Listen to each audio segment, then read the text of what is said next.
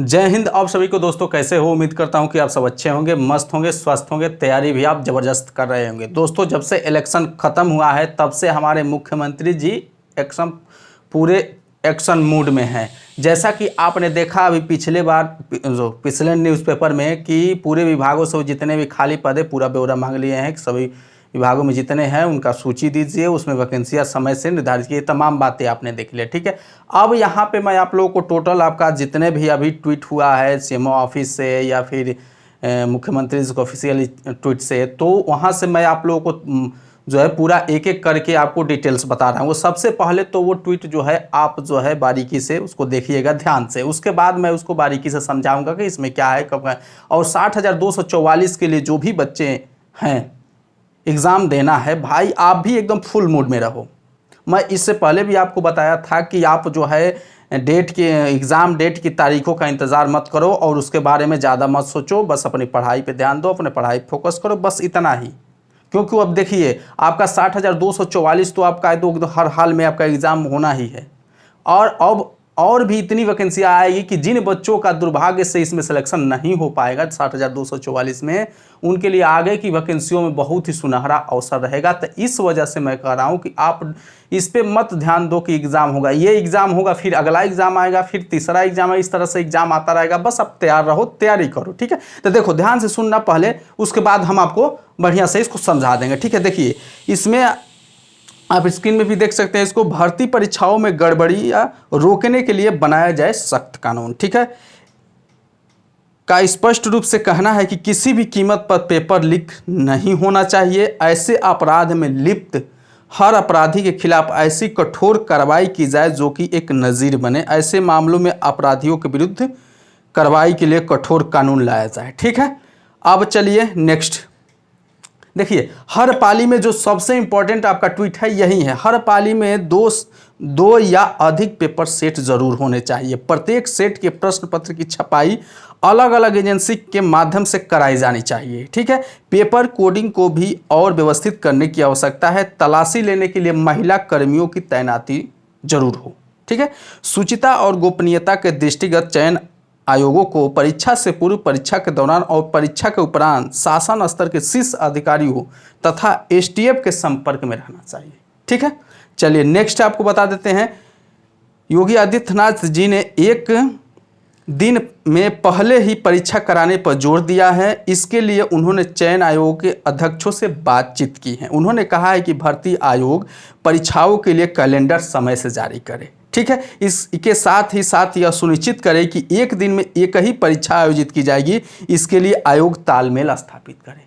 देखिए बहुत बड़ी बात हुई है यहाँ पे, ठीक है। उसके बाद अगला है, उत्तर प्रदेश में चयन परीक्षाओं की शुचिता, पारदर्शिता और गोपनीयता को सुनिश्चित करने तो हम पूर्णतः प्रतिबद्ध है। सॉल्वर गैंग, पेपर लीक कराने जैसी गतिविधियों पर पूर्णतः रोक लगाने के लिए प्रदेश में शीघ्र नया कानून लागू करने जा रहा है। किसी भी कीमत पर युवाओं के भविष्य के साथ खिलवाड़ स्वीकार नहीं करेंगे। आज लखनऊ में विभिन्न चयन आयोगों के साथ बैठक में वरिष्ठ अधिकारियों को स्पष्ट निर्देश दिए हैं कि राजकीय माध्यमिक डिग्री कॉलेज, विश्वविद्यालय, पॉलिटेक्निक, इंजीनियरिंग कॉलेज और मेडिकल कॉलेज अथवा साफ सुथरे ट्रैक रिकॉर्ड वाले ख्याति प्राप्त सुविधा संपन्न वित्त पोषित शैक्षिक संस्थानों को ही परीक्षा केंद्र बनाया जाए, ठीक है।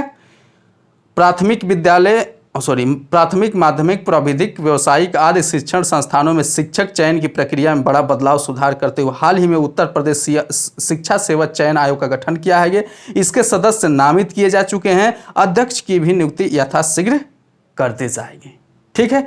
तो ये है साथियों आपका जो है इनका ट्वीट, यानी ये पूरे फुल मूड में एक्शन में हैं, पूरे फुल मूड में एक्शन में है और एक्शन करेंगे। आप देखो हल्के में मत ले लेना। आप जो है हमारा कर्तव्य, हमारा जो ड्यूटी क्या है, हमको इसको पॉजिटिवली लेके पढ़ाई करना है। इसको पॉलिटिक्स या फिर अदर एंगल से आपको देखो, कभी भी स्टूडेंट जो होता है कोई दूसरा पहलू नहीं सोचता है, वो हमेशा पॉजिटिवली होकर अपनी केवल स्टडी फोकस करता है। ध्यान देना। अब चलो मैं आपको बता दूं, इसमें देखो, इसमें आप देखेंगे तो इसमें मैं यहाँ पे आपको बनाया हूं पेपर लीक। देखिए इसका पूरा मैं निष्कर्ष यहाँ पे भी लिख दिया हूँ। पेपर लीक पर रोक लगाने हेतु नया कानून बनना चाहिए, श्योर बनना चाहिए। बुलडोजर चले, फांसी की सजा हो, मतलब नया कानून, इसमें सख्त सख्त जो है इसमें सजा होनी चाहिए, तभी जाके लोग पेपर लीक कराने में डरेंगे। ये सही है, ठीक है। अब यहाँ पे दूसरी बात आ रही है साथियों, देखिए परीक्षा केंद्र साफ सुथरा और सुविधा संपन्न संस्थानों एवं कॉलेजों को ही बनाया जाए, ये बात कही गई है। सही बात है, परीक्षा केंद्र जो साफ सुथरा छवि के हैं, जिनकी छवि अच्छी है, उनका रिकॉर्ड चेक कर लिया जाए कि हाँ उनकी छवि अच्छी रही है, एग्जाम जो है सुचारू रूप से सही तरीके से कराए हैं, उन्हीं को जो है परीक्षा केंद्र बनाया जाए और उनके पास सुविधा संसाधन हो। ऐसा नहीं है कि कहीं से वहाँ से 4 मांग लिए, उधर से 8 गो भीख मांग लिए, 4 गो वहाँ से उधार ले लिए, इस तरह से नहीं। उनके पास हर तरह की सुविधा हो और उनका रिकॉर्ड अच्छा हो, उन्हीं को जो है परीक्षा केंद्र बनाया जाए। इससे जो है पेपर लीक की कम संभावना होती है। यही सब कारण होते हैं साथियों। उसके बाद अब देखिए यहाँ पे भी बहुत बड़ी बात हुई है, ये हो गया। यहाँ पे देखिए तीसरा नंबर, एक दिन में एक ही परीक्षा कराई जाए। एक दिन में एक ही परीक्षा कराने का मतलब मैं आप लोगों को बता दे रहा हूँ, एक दिन में एक ही परीक्षा। अगर आपका 60,244 भर्ती का एग्जाम हो रहा है, जैसे एग्जाम्पल के तौर पे समझो, जैसे 17 और 18 फरवरी का आपका एग्जाम था ना, तो आपका अगर 60,244 भर्ती का मान लेते हैं कि 10 जुलाई को आपका एग्जाम होगा, 10 जुलाई को आपका 60,244 भर्ती का एग्जाम है, तो उस दिन किसी और का एग्जाम ना हो। किसी और का एग्जाम मतलब ऐसा नहीं है कि भर्ती बोर्ड का ही, उत्तर प्रदेश पुलिस भर्ती बोर्ड का ही, कोई अब टीचर की वैकेंसी हो, या फिर टेट का हो, फिर सीटेट का हो, बीएड का हो, या फिर यूपी पीएससी का हो, या यूपी SSS का हो, किसी भी का उस दिन पेपर न हो। ये कहने का मतलब है एक दिन में एक ही परीक्षा हो, चाहे वो उत्तर प्रदेश पुलिस कांस्टेबल का हो, चाहे Uttar Pradesh police sub inspector का हो, चाहे रेडियो ऑपरेटर का हो, या फिर यूपी प्रदेश अधिशासी सेवा चयन लेखपाल कानूनगो, या फिर जो भी है यूपी PSC का हो, टेट का हो, सीट एक ही होना चाहिए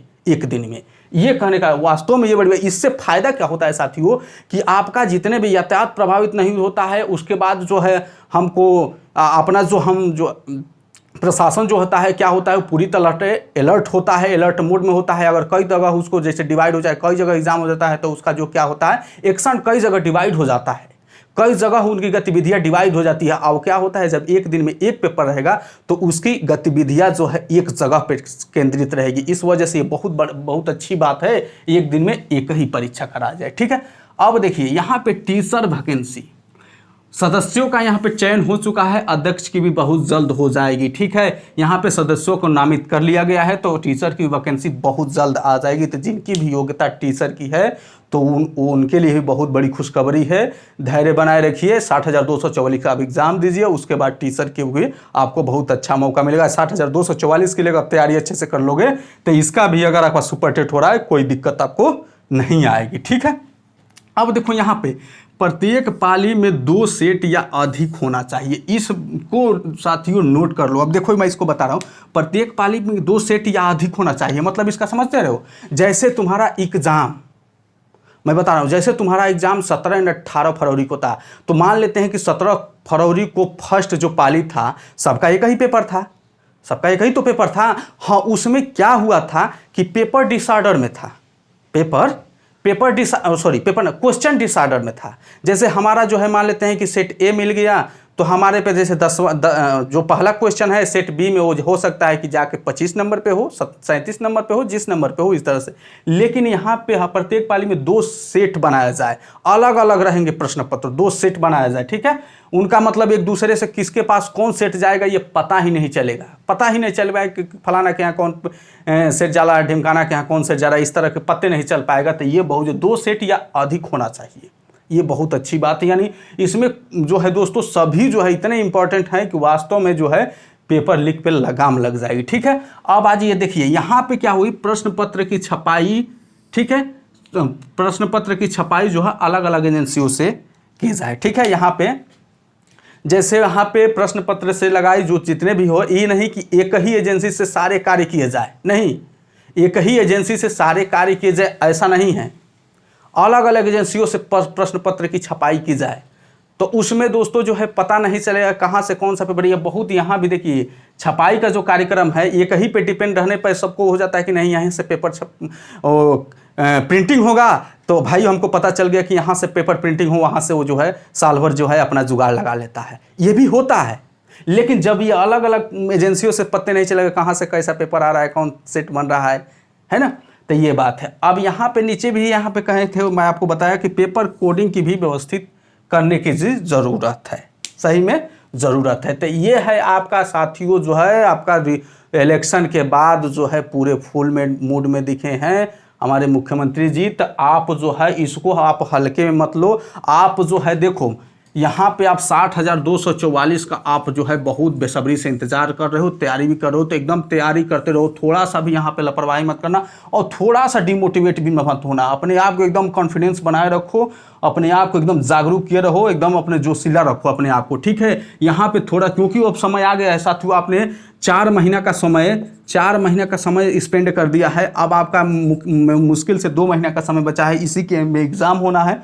तो आपको जो है 60,244 का जो आपका दुख का दिन था आपने जो बिता दिया है, अब खुशी का दिन आने वाला है। तो इसमें आप डिमोटिवेट मत होना और सुस्त मत होना, एकदम वैसे जो है अपनी पूरी मजबूती के साथ तैयारी करते रहो, ठीक है। और ये जो भी वैकेंसियाँ आ रही हैं इनका भी आपका जो है इसी की तैयारी में आपका बेस मजबूत हो जाएगा। एक बार बेस मजबूत हो जाएगा तो आप कोई भी एग्ज़ाम दो, आपका जो है इसे छू मंतर से एग्ज़ाम आपका निकलेगा, ठीक है। इसीलिए इसकी तैयारी में थोड़ी सी भी ढिलाई नहीं, जब तक वर्दी नहीं तब तक पढ़ाई में ढिलाई नहीं, ठीक है।